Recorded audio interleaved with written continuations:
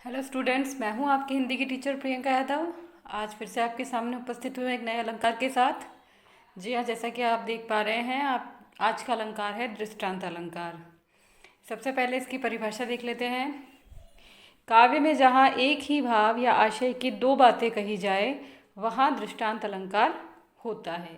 एक ही भाव या आशय की दो बातें कहना, ये इसका एक सिंपल इसकी परिभाषा हम कहें तो।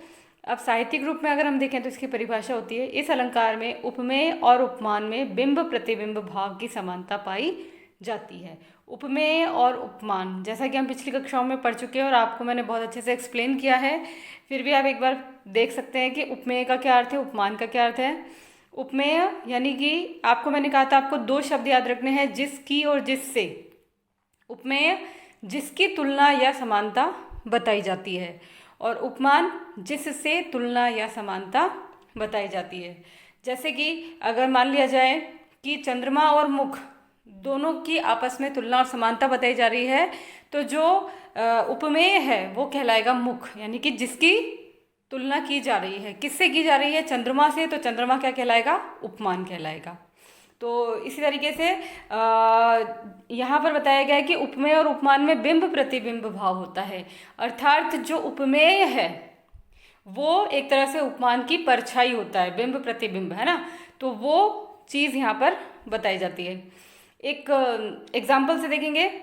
कारज धीरे होतु है काहे होत अधीर, समय पाए तरुवर फले केतिक सींचो नीर।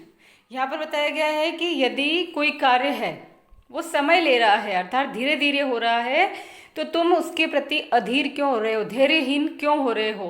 क्योंकि किसी भी कार्य को होने में समय तो लगता ही है। फिर यहाँ पर उदाहरण के रूप में बताया, जैसा कि नाम ही दृष्टांत अलंकार है, कि दृष्टांत के रूप में बताया गया, जैसे कि समय पाए तरुवर फले केतिक सींचो नीर, कि आप किसी पेड़ को कितना भी नीर अर्थात जल से सींचो, लेकिन जब उसका समय होगा तभी उसमें फल आएंगे। ऐसा नहीं है कि आप एक ही साथ अगर उसकी सिंचाई कर देते हैं तो उसमें रात भर में फल आना शुरू हो जाएंगे। तो यहाँ पर दृष्टांत अलंकार है जिसमें उपमेय और उपमान में बिंब प्रतिबिंब भाव बताया गया है।